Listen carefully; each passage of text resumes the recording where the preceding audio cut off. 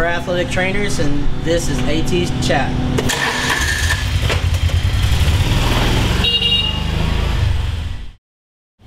All right, welcome back to AT Chat. I'm Chris Shattuck. I'm Christina Fry. I'm Roderick Williams. Today we're going to talk about athletic training student aids. We'll talk about our program and maybe what we do, and I think we'll go over some issues that maybe an NATA official statement has put out a few years ago, and maybe kind of go over some of those things. Sounds good. Who wants to get started? Well, tell us how you kind of set up the format for the athletic training program. Okay. And what I'm always looking for, and we'll start with recruiting students, and what I'm always looking for is a good student. I know if they make good grades in the classroom and they work in the classroom, that's probably going to translate to working hard on other things too, which we want is a lot of good kids to help us out. So immediately what we do is I contact our junior highs, their counselors, or I guess Rod does that now, but I used to contact the counselors, and they would give us a list of grades of kids that have grades of an 85 or higher average. And from that list, I send them an application or a letter that says I'm interested in them. And if they fill out the application, and then we interview every single person that turns one in and try to get the best kids. So I'll start there. Yeah, and pretty much Chris developed the concept of the recruiting, how we recruit our students. I just kind of revamped our application and made it to where they have to provide 3 letters of recommendations from their teachers, just so we can kind of get a different perspective of how they are in their classrooms, so we know what kind of student we're getting for our program. We send a PowerPoint to the junior highs that they air during our morning video announcements and during lunch for students to see. And typically we average, numbers have been a little lower the past few years, but we've averaged around 20 student applicants each year for our program, in which we take roughly around 4 to 5 kids most years on average. Right. What we do is we make sure our students know immediately, as soon as they get here, that they are a reflection of us. And we have our state license that we practice under, and so they have to follow some rules in here so that we can maintain that without any type of consequences of what they're doing in here. They're always under direct supervision. They understand that they are the face of our program. Basically, things that they do are going to reflect badly on us, if it's here at school or even outside the school. If they're wearing our gear that says athletic training, Dawson athletic training, and they shoplift, then that's going to reflect badly on us in the community, and we don't want that. We're always trying to build up. Why are you laughing? No, because that actually happened. That's why you're laughing. It wasn't myself, but it was definitely someone in the program whenever I was here, and we're always trying to, okay, what can we do better? And I think every year we kind of reflect back. What can we do better? What can we do better? And you're always building your reputation up and up and up. And then it takes one person to do something bad, and then you're all the way back down here or below, and you gotta work harder to get back up to that point. So our kids know, and then if they're doing something they shouldn't, we get on them. They're usually all pretty good kids. So most of our kids are in AP classes. And they work hard in school and outside of school. We rarely have problems. Yeah. One thing that I like is we bring them back for what we call a fun week or orientation, where we equip them and train them in CPR, first aid, AED, and they all become certified in that, along with some other learning activities that we implement for them for a week leading up to the start of our fall practice sports. But one thing that you've done for, I guess, since the inception of this program is the college tour that you do with the juniors and seniors. How can you tell us about that? Yeah, we started doing that several years ago. We wanted to take the juniors and seniors on a road trip, college road trip, colleges they may be interested in, if they were going to do athletic training or nursing, whatever it is. I'll get some feedback on what schools maybe they were interested in. We would set up kind of a linear road trip so we could visit. Try to get six colleges on that trip. It would be an overnight trip. We'd visit maybe 3 one day, 3 the next.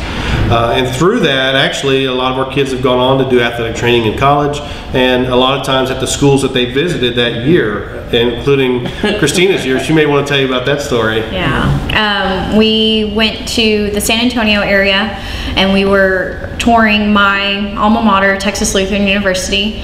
We were there for about an hour, hour and a half, and we were like, all right, time to get on the bus, let's head home. You know, we go to start the bus, and Chris forgot to put it in neutral. We didn't know this at the time, and we're like trying to start the bus wouldn't start, and so we had to ride home with one of our rival schools, and that was just fun altogether.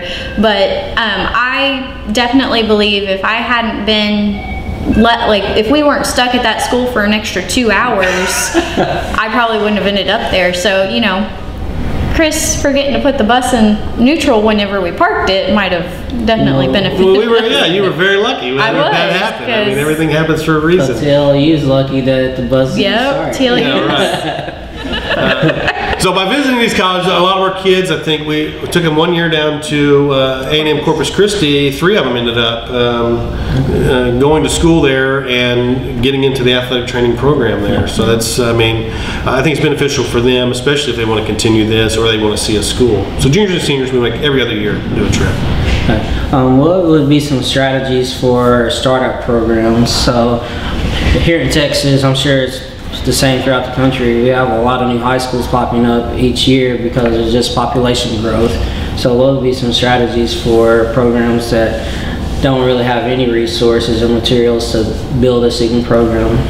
I think number one is finding those good students. I know when we started, it was just I needed warm bodies. I needed a couple of good workers, hard workers that could sling some coolers, and we found those kids, I think, early on.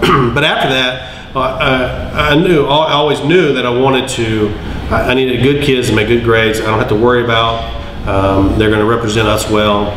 And so finding those students, I think, is the key to your whole program. And then establishing some rules. This is how we're going to do it.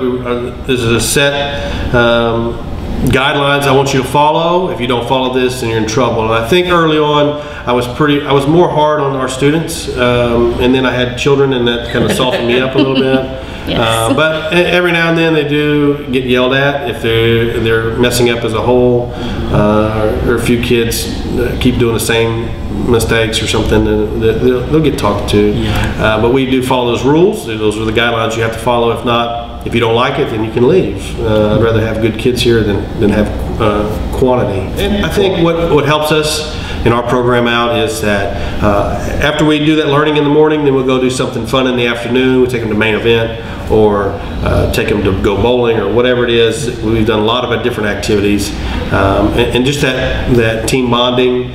I think the escape room really was good for team bonding. Our new kids that don't know anybody, and our old kids to kind of mesh with the new ones, and that's helped. I think, I mean, that's great. Yeah.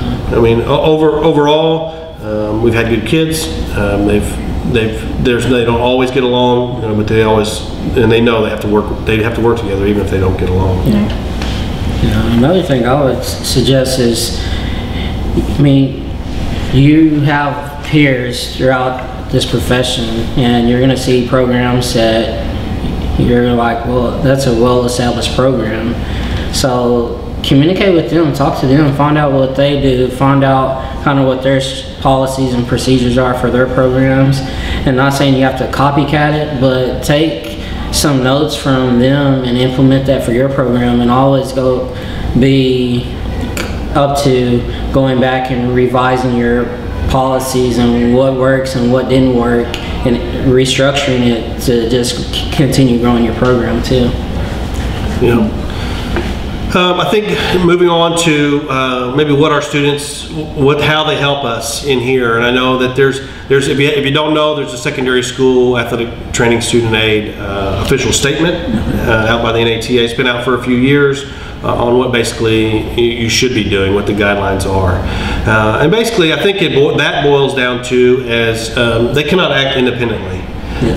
They have to be under direct supervision of an athletic trainer at all times, and our students are, unless they're setting up the field for a game with water, ice, whatever, then they might be outside of here. we're lucky in the state of Texas how student trainers are set up at each school, that our kids do travel with our teams. They're not expected to act independently or make a diagnosis or anything. There's an athletic trainer at that game that they go to, and they're instructed to go find that person. They'll be the eyes and ears for that person. If there's a concussion, they pull out. If they know a kid got hit in the head, they know to pull out the concussion form and take it to the athletic trainer on the other side of the field.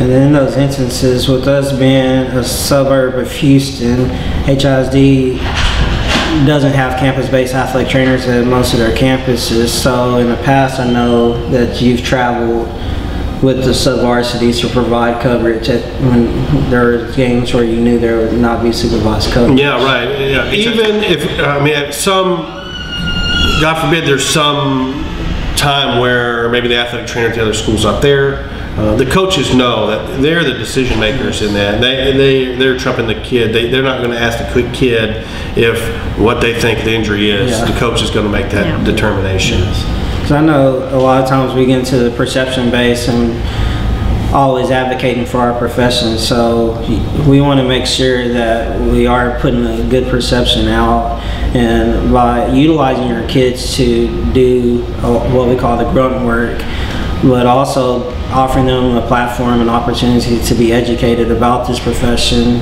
allows for growth in the profession for students that end up wanting to pursue this profession. Right, and now with athletic training going to the master's degree, that limits what our students can do after they graduate high school. I think Texas would be unique because the internship route is still available for licensed athletic trainers.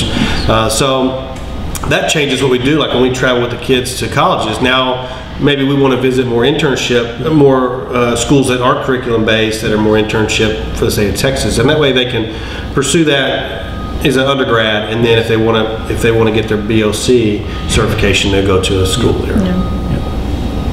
Okay, what about in the athletic training room? What are some things we do allow them to do?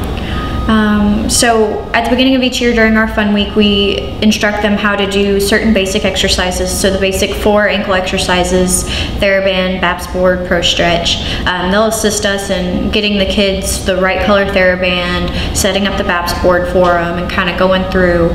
We go over the hamstring school, which is something Roderick kind of has implemented here. And so they help us as far as just, they'll come ask us, what is this person supposed to do?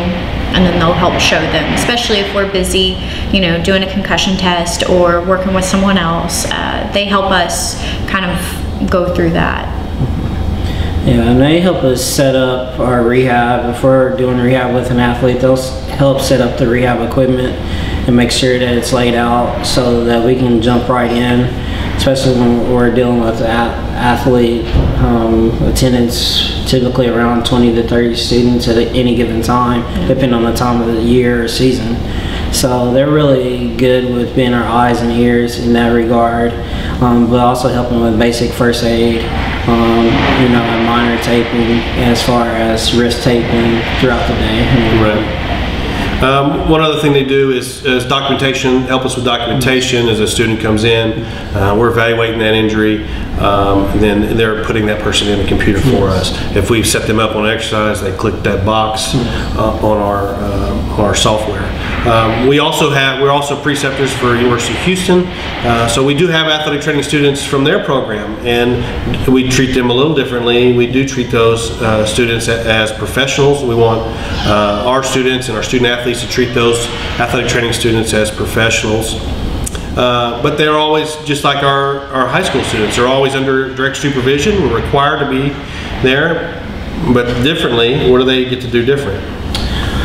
Some of the things we allow them to do is differently is they do get to actually practice and facilitate evaluation of athletes, and kind of as soon as the athlete walks into the athletic training room, they kind of obtain the medical history and kind of do, gather the history, do the palpations, some special tests under our supervision. But we also do a role reversal, or what Christina calls Twisted Tuesdays. We stole this from Texas Lutheran. Yes. because I had to go through that as an undergraduate student. Told him about it, and he implemented it here with the U of H students, which is a great opportunity for these students to get that autonomous experience of, you know, they make not obviously the big decisions, but when it comes to, all right, this person has an MCL sprain, do they practice or not? These students are able to kind of make those decisions that can, you know, allow them to learn and experience how to talk to a coach or talk to a parent. And of course, we're right there watching, but it's giving them a time to make a decision without really much help. And it just prepares them for when they're on their own and they don't have anybody to ask. We don't ask we don't answer any questions that day, you know, unless it's an emergency. We act like students. I mean, there's been times, I think it's helped us with our relationship with our high school students, because on the field, if it's football and I'm getting more kids water than they are, then they see it as a game and they want to beat me. We're wearing t-shirts and shorts and we're dressed like our students. I got my fanny pack on, and it's fun. Or in the athletic training room and doing the cleaning duties that our students do, and being able to do it better than they can, I think helps us. And it gives us an opportunity to show them that they're not doing it as good as they should be. Right? Yeah, exactly. All right. Okay, we got one activity we're going to do, I guess, over the next couple of days. Yeah. That means we're going to have to film the next couple of days. We'll just take little snippets. Okay. I've got Band-Aids we're going to test out to see which one maybe is better. What are we going to do? Is it going to be the best stickiness or the best... So Alert Services was nice enough to drop off some test Band-Aids for us. So what we're going to do is we're going to compare the Coverlet Band-Aid versus the Flex Band, and then the Tetrastrips. So Alert dropped off Tetrastrips, and we use the Flex Band and the Coverlet. So do we want to just kind of test the stickiness or the durability? We're going to put it on and then see if it's here tomorrow, I guess, and then if it's there the next day. I mean, I'm going to have to shower, so I don't know. Maybe I'll wrap it in Flexi. Maybe we can wrap it in Flexi Wrap. Just to see throughout the days, like you know, just how long they last. Right. Okay. Tetrastrip, Flex Band. What you got? Well, what's your number one? I don't know. I'm gonna say Tetrastrip. It felt. I'm thinking that thing had some stick on it. Yeah, I'm gonna go that one, Coverlet, and then Flex Band.